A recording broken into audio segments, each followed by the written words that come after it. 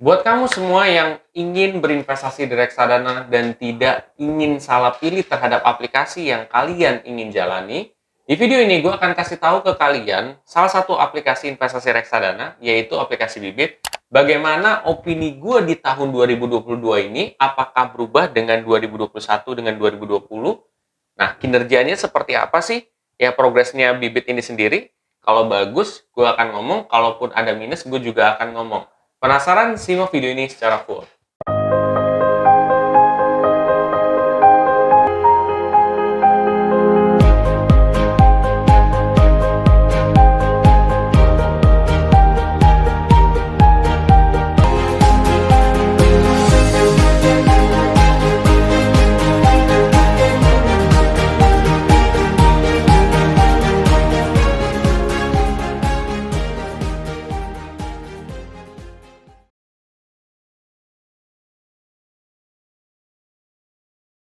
Oke, jadi sebelum masuk, gue akan coba disclaimer dulu sebentar.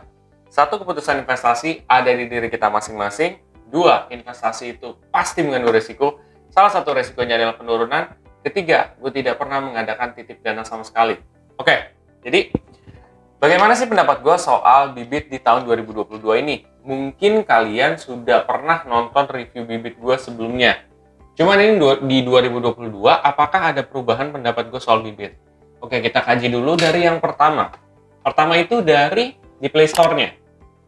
Di Play Store-nya ternyata reviewnya Bibit ini 4,5. Artinya, kalau kita bandingkan di 2021 ya dan di 2020, progresnya itu cukup baik, guys. Karena memang rata-rata dia mempertahankan 45 sampai 47 ya. 4,5, 4,7. Jadi dia tidak bergerak dari posisi itu. Menurut pendapat gua itu udah sangat bagus banget. Kita bisa lihat misalkan sekarang number of downloads-nya Bibit itu udah lebih daripada 5 juta. Nah, semakin besar number of downloads itu, maka challenge untuk mempertahankan review itu semakin susah, guys. Dan ternyata Bibit ini berhasil mempertahankan reviewnya. It's a good thing buat Bibit. Oke, yang pertama ya.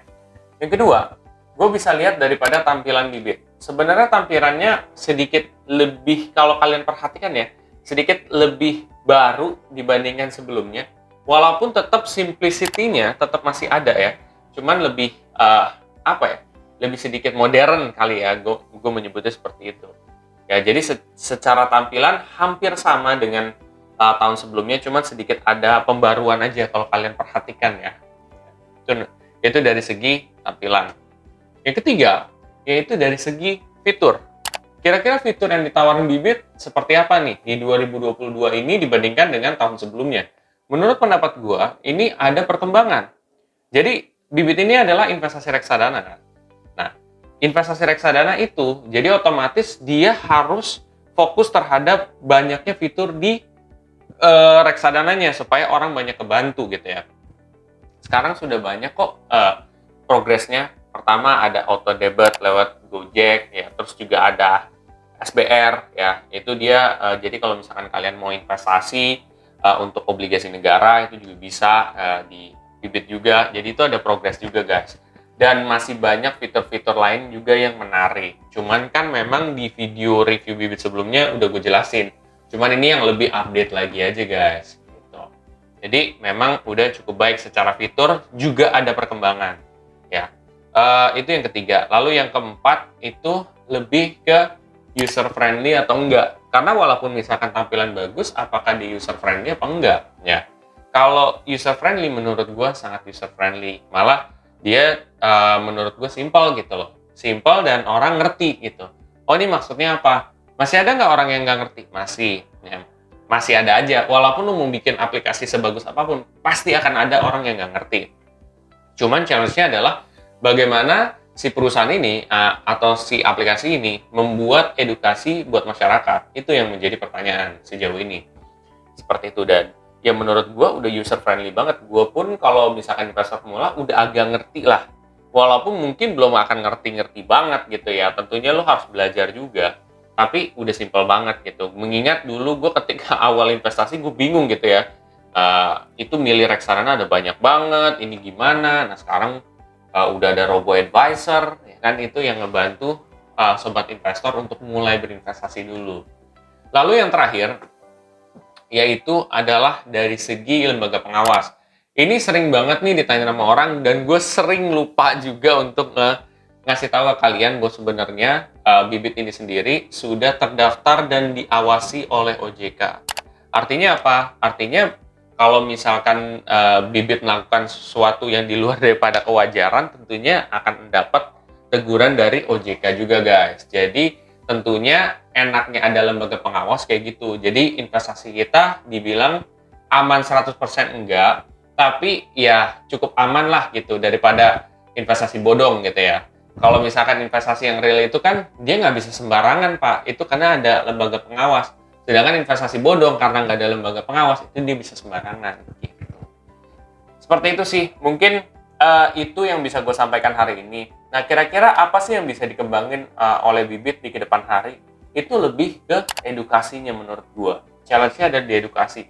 Karena kalau secara number, bibit itu udah gede, guys. Ya udah 5 jutaan lebih gitu. Progresnya gila-gilaan. Tapi challenge-nya adalah ketika progresnya gila-gilaan, lo harus bisa memberikan edukasi yang lebih gila lagi. Supaya apa? Supaya mereka, orang yang udah invest, dia tetap bertahan di sana, ya, dalam jangka waktu panjang.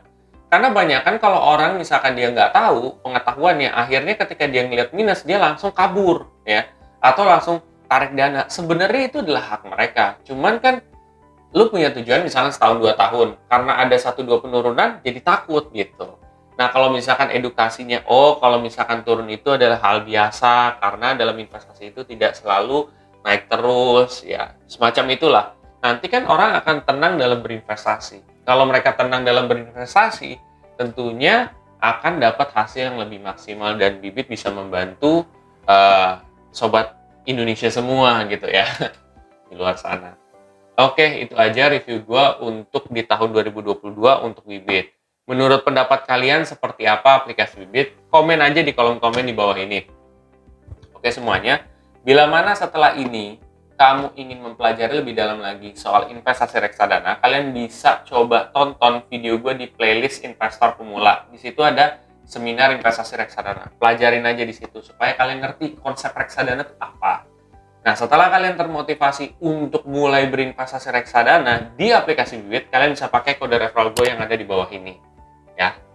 Nanti kalian bisa dapat cashback reksadana sebesar 25.000. Lumayan kan untuk nambahin investasi kalian. Oke semuanya, apabila video ini sangat bermanfaat, please share aja ke sobat investor yang lain. Dan jangan lupa untuk subscribe, like, dan komen di video ini. Sampai jumpa di video selanjutnya. Terima kasih.